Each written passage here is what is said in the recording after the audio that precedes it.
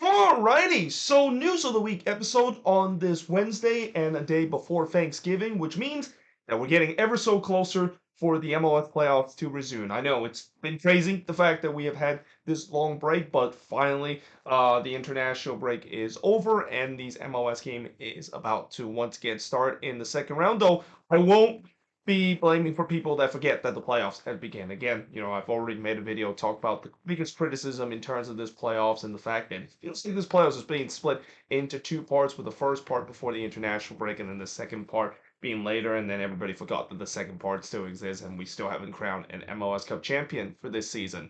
But that being said, in terms of first news we're going to talk about is Bruce Arena. So it seems like he's not done in terms of coaching in MLS, as there's a report saying that he has put his name in the hat as the potential candidate of being the new head coach of Charlotte FC. Now, obviously, we still have not heard any answer from MLS in terms of the whole investigation with him in New England, and I think it's getting to a point where we probably will never get the answer in terms of what is going on during his latter time in New England, and all the allegation that is going on. But that being said, Bruce Arena have said that he's not going to end his legendary career on a stale way, and I don't blame him because he has definitely been considered the godfather of U.S. soccer in terms of head coach, and it would really suck the fact that that's gonna be how he end his legendary career in such a disgraceful way we saw during his time latter years with the New England Revolution. Now, is he potentially going to be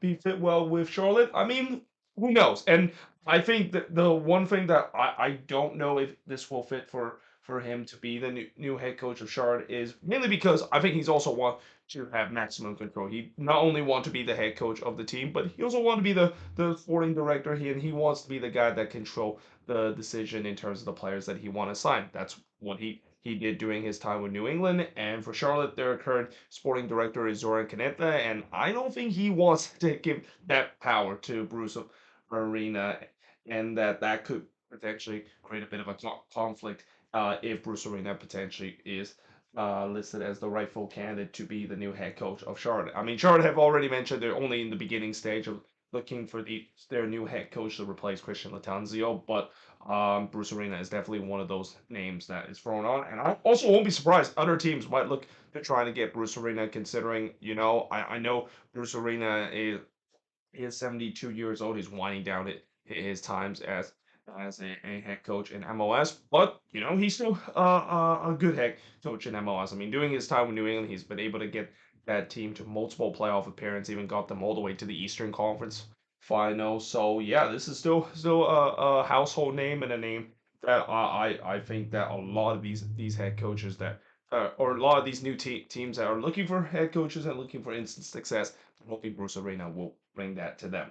Now, DC United have hired Ali McKay as the new GM and the new chief soccer officer of their team. Now, I think this is a good hiring, considering Ali McKay work as the assistant and GM during its time with Nashville alongside with Mike Jacob. And I know Nashville fans have been a little frustrated with their front office in terms of lately not being able to sign good quality attacking pieces to help support Hani Mukhtar, and it feels like Nashville is kind of in a playoffs purgatory right now, where they're too good to not miss out on the playoffs, but they're not good enough in terms of competing.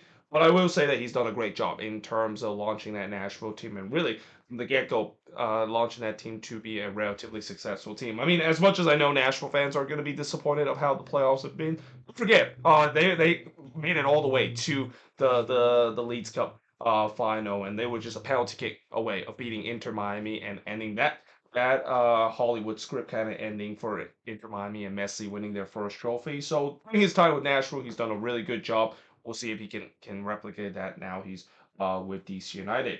Now, the New York Red Bulls have mutually part way with defender Hassan Nadam, and it's unfortunate to see that happen because it just didn't really quite work out. In fact, Hassan Nadam, this is just one of the cases of what happened when a player has come into a league and the team that developed him just completely failed miserably. I mean, when he was with Cincinnati, and this was back when Cincinnati was still a very bad team. This was the pre Pat Nolan and and Chris Albright kind of air. They were a team that was the bottom feeder of the league and the laughing stock of the year after year. And Hassan Nadal was part of that team. And yeah, it's safe to say that they didn't really do a good job in terms of developing him. The Red Bulls tried to do so, and it just couldn't quite worked out either way. And we'll see whether or not if he is going to get another chance now that he has hit free agency. Now, the Columbus Crew have signed Darlington Nagbe to a multi-year contract extension. Not a big surprise because Darlington Nagbe considered to be one of the best midfielder in the league, and I think once he does retire, no doubt I'm going to do a career video about him, and that he's going to go down as one of the best midfielder to ever play in this league with the success that he's been having with multiple teams. And I'm pretty sure both Atlanta United and especially the Portland Timbers are going to be regretting of letting go Darlington Nagbe because he is still a serviceable player, even into his 30s with the Columbus Crew. Now, New England, they are report to agree to trade for Austin FC fullback Nick Lima. Now, Nick Lima, I think ever since he left the Quakes, he has really not lived up to the expectation that I thought he was going to be. I mean, I can understand why the Quakes decided to let him go, and then at the same time, I kind of also didn't understand because I feel like this was going to be a repeat of the Stephen Beta situation. When remember how the Quakes let go of Stephen Beta and yeah, it turns out he was a very great quality player with Toronto FC, part of that team that was really considered to be a championship caliber, doing 2015 all the way up to 2020. And I thought this was going to be the same case with Nick Nima going to Austin, but unfortunately, it just didn't quite work out. I mean, he really started to drop down the pecking order to a point where he's more of a bench utility player than actually a starters. Now, New England definitely needs some depth in terms of the fullback position, and getting him might help that in terms of that solution. But he's definitely not a guy that I would consider to be a regular starter. Unlike when he burst in the team. I mean, it's hard to believe when he burst into this team as a homegrown, he was one of the better homegrown that the Quakes have ever produced, and unfortunately, his career has really kind of started gone downhill, and he has not been really the good player that he has been in the promising player that we thought he was when he came into the league for the first couple of seasons. Now, Pat Nolan has named the 2023 Ziggy Schmidt Coach of the Year. Now, this award will always be an award that I would say that always brings a lot of controversy in terms of who end up picking, because it feels like for the last couple of years it's been the Supporter Shield winning team that gets the head coach the name as the Coach of the Year. Even though you could argue when you look at the last couple of years, there has been times where I've seen some head coach that probably deserve this award rather than the head coach that win the supporter shield. I mean, not to say that Pat Nolan didn't do a good job with Cincinnati. The job that he's been doing with Chris Albright, the fact that they have flipped this team to be a bottom feeder and a wooden spoon team 3 years in a row to be a supporter shield winner pretty much just overnight. That is just absolutely incredible. That is something I don't think any Cincinnati fans in their wildest dream would have thought when he took over this job just a couple of years ago. But that being said, when you look at other candidates, I mean, I think Bradley Carnell deserved to win this award simply because he's doing something that we have never seen happen in MLS history with an expansion team finish in first place in the Western Conference. And well, yes, albeit, when you look at their points total and the amount of losses that they have, they did definitely suffer a lot of loss, and you could even argue they're probably the team that has the worst points total for a team that finished in the Western Conference, because this season the Western Conference are just predictable. I mean, there's really no good team. You know the old saying, the Wild Wild West. That was what the Western Conference is. There really isn't any good team, and it just happened to so that St. Louis, of course, stumbled into that first position. But still, the job that Bradley Carnell has done to St. Louis, I think you probably could have deserved to get the award. And in fact, when you look at the voting count, the media actually voted Bradley Carnell to win it over Pat Nolan. Though again, it's not just the media that voted them, the players, the head coaches, and all the members as part of MLS that voted award. And they do think that Pat Nolan deserved the award more in terms of being the coach of the year.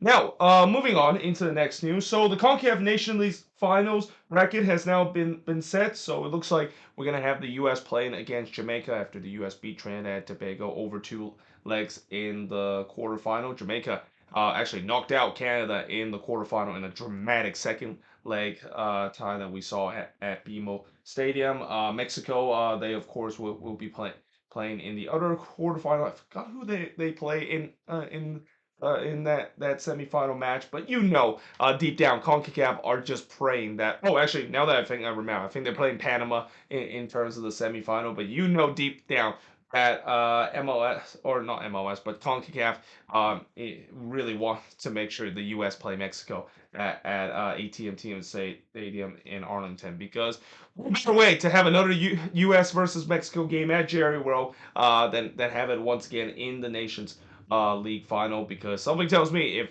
one of those teams don't make it, or if both of these teams don't make it, then yeah, it's kind of, you're gonna see a lot of empty stadiums at Jerry World, just like what we saw last year at Allegiant Stadium. The U.S. made it, but Canada didn't, and then that U.S. versus Canada game in the final, unfortunately, there was a lot of empty seats. I mean, it was pretty much half empty because of the way that when you don't have a U.S. versus Mexico kind of game, or any game that involving Mexico, that there's going to be some empty seats in a big stadium like that. But there's no doubt that if the U.S. play against Mexico, it's going to be 90,000 plus at Jerry World. And also, they mentioned the final is going to be taking place, or the semifinal and the final will be taking place on the same international break. It will taking place in the March international break. And I know people will say, well, why is it taking that long for a quarterfinal, in the Nations League, to the semifinal, and then ultimately the final of this year edition of the CONCACAF Nations League? Well, it's because of the international break of how FIFA said it. The next international break is not going to be until March, so yeah, there's no way they're going to be basically play like in the middle of January out of the international loop.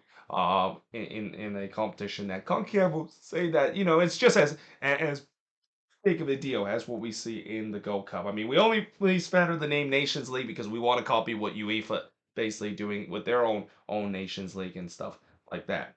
Now, speaking of the Nations League, so if you of course watch the game between the U.S. versus Trinidad and Tobago, I didn't watch the whole second leg affair. I did actually watch the first leg, and I probably should have done a review of that video, but I didn't really watch too much of that second leg. I think I watched maybe the second half of this, but I missed out on this event where Serginho Dest he did a very despicable act. So during the first half, when the U.S. was already leading 1-0 and they were 4-0 up on the aggregate, Serginho Dest decided that yeah, he's going to act like a child for a second, and act kind of like a diva for a second, where he was very upset with a throw-in that's not gone the U.S. side, and he basically punted the ball into the stands. So he got a yellow card for that, and then he followed that by saying some more things to the referee. He gets a second yellow for dissent for that. So yeah, honestly, that was definitely not a great moment for Serginho Dest, and he has since apologized to the fans because of that, and even his teammates were livid. Like when you saw that incident, you can see his teammate. They were not only trying to calm down Serginho Dest, but they were having choice words with Serginho Dest, with the way that was probably good. It's gonna wind down as one of the worst send off I've seen a player has done, and even Greg Berhalter has even openly called out the fact that what Serginho Dest did in that instant just does not that does not represent what the U.S. men's national team is, and that yeah, again, for Serginho Dest, this is not the first time we have seen this happen. We've seen this happen. He tends to have a bit of a temper's flare at time, and that's going to be something that he's got to learn, because in these big games like that, especially in Copa America, when Serginho Dest is going to be an important player for this U.S. men's national team, but have that kind of temper's flare and to get yourself sent off like that, just absolutely unacceptable. And let's just hope that he learns that mistake about that. I mean, it's one thing to apologize, but you now need to gain the trust of the fans, because again, everybody can agree on, like, there's not really a lot of time where the U.S. men's national team fan base and even the players and head coach agree on a lot of things, but I think everybody agreed that that was just one of the dumbest send off that Serginho Dest has made, and let's just hope he learned his lesson for that. Now, moving on. So Inter Miami, they were rumored to have a friendly with Al Nassr. In fact, it was announced that they were kind of titled this the one last dance between Messi versus Ronaldo in terms of the rivalry. But now it seems like it's not going to happen. So there's now reports saying that it's not going to happen. In fact, Inter Miami president Jorge Mas have said that that the rumors of them playing against Al Nassr in a preseason friendly is not true whatsoever, and it makes sense because knowing that this is going to be taking place in February, only a couple of weeks before they have the CONCACAF Champions Cup, and the fact that it's going to be actually happening in Saudi Arabia. Yeah, it just doesn't make sense. The fact that Inter Miami decided to fly all the way to Saudi Arabia, play this meaningless friendly, and then basically get back to get ready to prepare for the CONCACAF Champions Cup. But that being said, we'll see whether or not if this is of course true, because again, this is one of those news that there's some conflict at source. Some say that it's going to be on, some said it's not going to be not on, and I think later on, once we get to February, we'll probably find out, because this is very similar to what the rumor of Inter Miami was going to go to China to do a China tour in November, and that pretty much is dead because of the fact that it's pretty clear that Inter Miami has not played any games against Chinese Super League opponent during their China tour, as we're now heading into November. Now, the New York Red Bulls, so they have did a little pity kind of promotion. They've said that their holiday promotion will actually have a tweak if they decided to play Inter Miami as their home opener. Now, the holiday promotion was supposed to be they have like a special deal for Red Bulls fans to basically buy this promotion that include the New York Derby, and then of course includes the home opener. But they also said on the bottom that if the home opener is against Inter Miami, they will have to force to put that promotion in terms of awarding as the second home game. Now, obviously, I can understand in terms of a money making sense why they decided to do that, because a lot of people would take advantage of these cheap prices so that they can of course see the Red Bulls playing against Inter Miami. In fact, next season, I guarantee you, when Inter Miami play against any team on the road, those tickets are going to be expensive. In fact, next year All-Star game at Columbus, I would say that's going to go down as probably one of the most, if not the most expensive All-Star game to attend, which is why I'm kind of maybe thinking about saving up so I can attend that All-Star game. Though I also have plans to potentially attend the Copa America final that I'll mention in just a bit. But yeah, the Red Bull says that of course they don't want people to take advantage of this holiday promotion, even though now that if they are going to be playing Inter Miami in terms of home opener, yeah, people will have to pay a lot of money and use this as kind of almost like a loophole to get themselves cheap tickets. But in terms of pittiness, yeah, it is very high, and it's not really a good look in terms of just saying to your fans, "Well, we have this holiday promotion. It's a very great deal, especially when part of it is included of facing against our hated intercity rival NYCFC. But in terms of if we play our home opener, and that is of course part of the deal, and it's Inter Miami, no, we're not gonna make that deal too good. I mean, it's just like this deal was just too good to be true, and that again, I feel like for the Red Bulls, their holiday promotion, the way that they should have done this is that they should have just said that, well, we're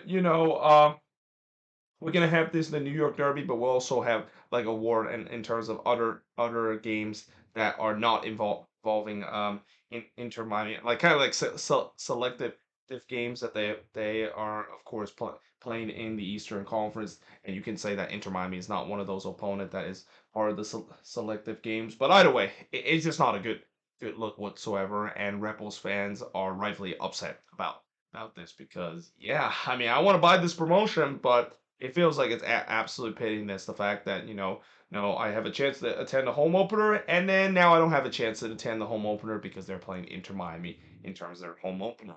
And finally, Comibo has announced the host venue for the opening and final match for Copa America 2024. So the opening match for Copa America 2024 in the U.S. is going to be taking place at Mercedes-Benz Stadium at Atlanta. No surprise, because Mercedes-Benz Stadium considered to be one of the best stadium in not only MLS but really in terms of the U.S. I mean that stadium. I really want to visit that stadium one day to check out beautiful it is. And then, of course, the final match will be taking place at Miami and taking place at Hard Rock Stadium. So cue all those people saying that the tournament is going to be rigged for Messi and rigged for Argentina because, because the tournament is taking place in Miami, CONMEBOL is going to find any ways to make sure that they fulfill that Hollywood script of Messi winning for Argentina, and really probably the last time we'll see Messi in that famous Argentine